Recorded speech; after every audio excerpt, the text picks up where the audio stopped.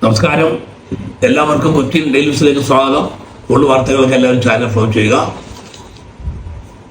കേരളത്തിൽ ഒരു തെരഞ്ഞെടുപ്പ് നടക്കുന്ന കാര്യം നമുക്കെല്ലാവർക്കും അറിയാം. അതിന്റെ പ്രവർത്തനങ്ങൾ എല്ലാ മുന്നണികളും ഊർജിതമായി മുന്നോട്ട് കൊണ്ടുപോവുകയാണ്.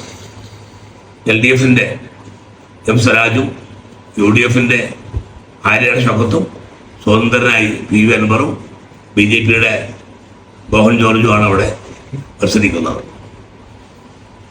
രാഷ്ട്രീയം പറഞ്ഞുകൊണ്ട് തന്നെയാണ് അവിടെ LDF വോട്ട് പിടിക്കുന്നത്. ശക്തമായ രാഷ്ട്രീയം.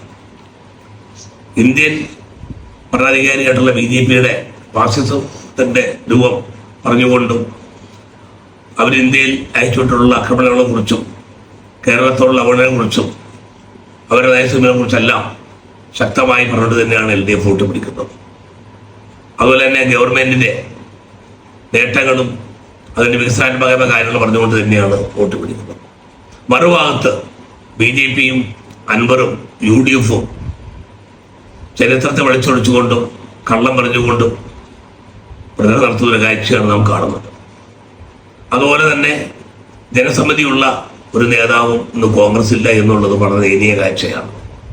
AK ആന്റണി ആയാലും സതീശനായാലും ചെന്നിത്തലയായാലും സുധാകരനായാലും ഏതൊരു നേതാവാണെങ്കിൽ തന്നെ അതുപോലെ KC വേണുഗോപാൽ ആയാലെല്ലാം ജനങ്ങൾ അംഗീകരിക്കുന്ന ഒരു നേതാവും അതിലില്ല. കാരണം ഇവരെല്ലാം ചരിത്രത്തെ വിളിച്ചോടിക്കുന്നവരും കള്ളം മാത്രം പറയുന്നവരാണ്. അടിസ്ഥാനരഹിതമായിട്ടുള്ള ആരോപണം ഉന്നയിച്ചുകൊണ്ടാണ് 9 കൊല്ലക്കാലം അവർ നിലകൊണ്ടിട്ടുള്ളത്.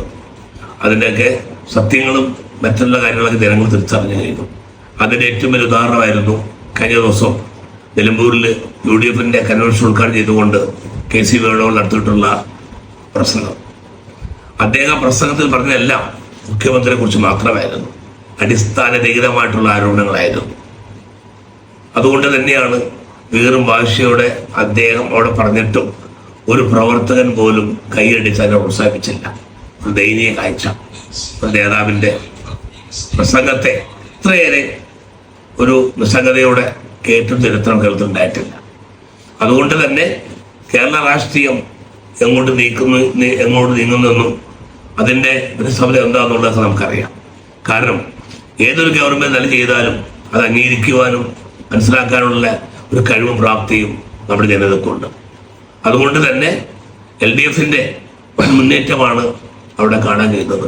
അതുപോലെ സ്ഥാനാർത്ഥിയുടെ മികവും കഴിവും ജനങ്ങളോട് വിലയിരുത്തപ്പെടും. അതുകൊണ്ട് അവിടെ നടക്കുന്ന ഈ പോരാട്ടത്തിൽ ഇടതുപക്ഷത്തിന് അനുകൂലമായ ഒരു വിധേയത്വം ഉണ്ടാവട്ടെ എന്ന് മാത്രം പറഞ്ഞുകൊണ്ട് ഞാൻ നിർത്തുന്നു. നിങ്ങൾക്ക് എൻ്റെ നമസ്കാരം.